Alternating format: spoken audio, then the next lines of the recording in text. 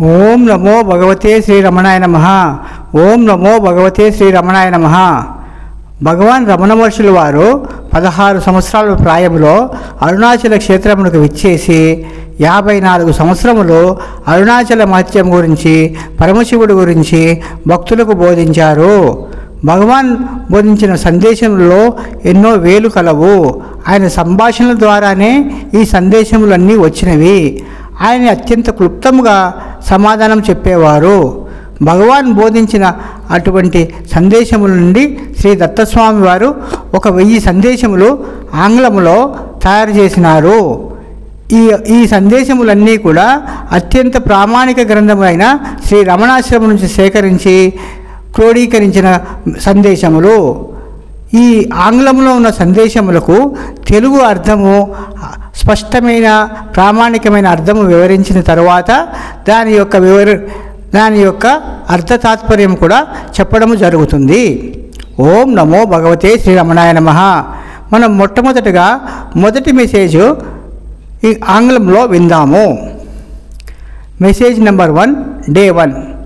Devotee, they say that 10 days after breaking a month's fast, the mind becomes pure and steady and remains so forever. Bhagavan, yes, but only if the spiritual caste has been kept up right through the fast. ఆంగ్ల సందేశమునకు తెలుగు అర్థము. సందేశం number 1. భక్తుడు ఈ విధంగా ప్రశ్నిస్తున్నారు.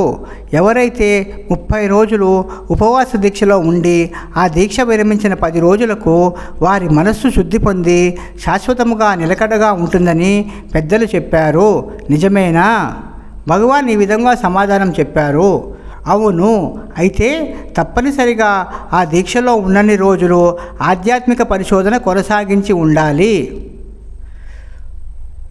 ఈ సందేశమునకు వివరణ ఏమిటనగా, ఆధ్యాత్మిక పరిశోధన కొనసాగిస్తూ కూడా ప్రారంభంలో భక్తి మార్గంలో ఉండి 40 రోజులు సాత్విక ఆహారం తీసుకొని ఆధ్యాత్మిక పరిశోధన కొనసాగించి భగవాన్ రమణ మహర్షులు బోధించిన బోధనలు చదువుకుని అరుణాచలం క్షేత్రములకు వెళ్ళి వచ్చిన వారికి మనస్సు శుద్ధి పొంది శాశ్వతముగా నిలకడగా ఉంటుందని దీని అర్థము.